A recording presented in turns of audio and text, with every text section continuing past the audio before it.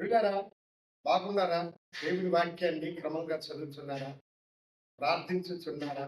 నేటి ధ్యాన వాక్యము కొరింథీయులకు రాసినటువంటి మొదటి పత్రిక 3వ అధ్యాయము 16వ వచనం. మీరు దేవుని ఆలయమై ఉన్నారనియు, దేవుని ఆత్మ మీలో నివసించుచున్నాడని మీరు ఎరుగరా? భక్తుడైన పౌలు కొరింథీ సంఘస్థులకు ఈ మాటను రాస్తున్నాడు. దేవుని ప్రజలైన మీరే ఆయన ఆలయమై ఉన్నారు. దేవుని ఆత్మ మీలో నివసించుతున్నదని మీరు ఎరుగరా అని ఆయన అంటున్నారు. మనము దేవుని ఆలయముగా ఉన్నాం. దేవుడు మనుషులు తమ చేతులతో నిర్మించుకున్న హస్తకృతమైనటువంటి ఆలయాలలో నివాసము చేయడు. అయితే మనుషులకు ఈ ఆలయాలంటే ఎంతో భక్తి, ఎంతో ప్రేమ. ఆలయం పరిశుభ్రముగా ఉండాలి, పవిత్రముగా ఉండాలి. ఆలయంలోనికి చెప్పులేసుకొని పోకూడదు. ఆలయంలో చెడు మాట్లాడకూడదు. ఆలయము దేవునిది, పవిత్రమైనది అని అనుకుంటారు. ఏ ఏ ఆలయము? కట్టడమైనటువంటి ఆలయం. అయితే దేవుడు అంటున్నాడు, మీరు కట్టిన హస్తకృతమైనటువంటి ఆలయాలలో నేను నివాసం చేయను. నేనెక్కడ నివాసం చేయుచున్నానంటే, నేను నీకిచ్చిన నీ దేహంలోనే నేను నివాసము చేయుచున్నాను.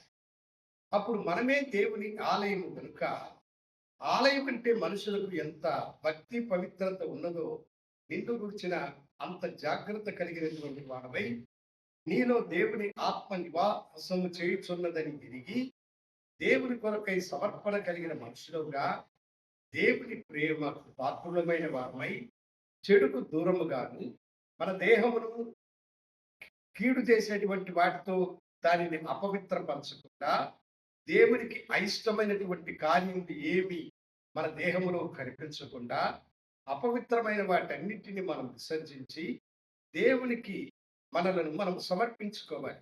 ఎందుకు సమర్పించుకోవాలి? ఆయన ఆత్మ మనలో ఉన్నది. ఆయన ఆత్మ మీలో ఉన్నది కనుక, మీ దేహములకు చెడు చేసేది ఏదైనాను సరే, అది నీకు మేలు చేసేదని నీవు అనుకుంటున్నావేమో, కానీ అది నీ దేహాన్ని తినేస్తుంది.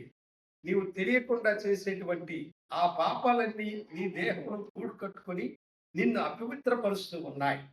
దేవుని ఆత్మ నీలో నివాసము ఉన్నదని తిరిగి, దేవుడు నీలో నివాసము చేయుచున్నాడని ఎరిగినటువంటి వాడవై చెడుని విసర్జించి, దేవుడికి ఇష్టం లేని కార్యాలన్నీ ప్రభువా నేను చెయ్యను, ఎందుకంటే నేనే నీ ఆలయం అని చెప్తున్నావు కనుక నా దేహంలో నీవు పవిత్రపరచును, పరిశుద్ధపరచుమన్నాడు. మనలను పవిత్రపరచడానికే కదా ప్రభువైన యేసు లోకానికి వచ్చి మన కొరకై తనను తాను సమర్పించుకొని బలిగా మన కొరకు కల్వరి శిలువలో ఆయన బలిగా తన ప్రాణం ఇచ్చినాడు. ఆ యేసుకి సమర్పించుకొని మీలో ఆయన నివాసం చేయుచున్నాడని ఎరిగి భయము భక్తి కలిగిన వారై దీవించండి. ప్రార్థించుకుందాం. గనుడ, పరిశుద్ధుడా, నీ బిడ్డలలో మీరు నివాసం ఉంటున్నారని వారు గ్రహించి నీకు నమ్మకముగా జీవించే భాగ్యం కృప వారికి అనుగ్రహించమని యేసు నామమున అడిగి వేడుకొనుచున్నాను తండ్రి. ఆమేన్. శుభోదయం.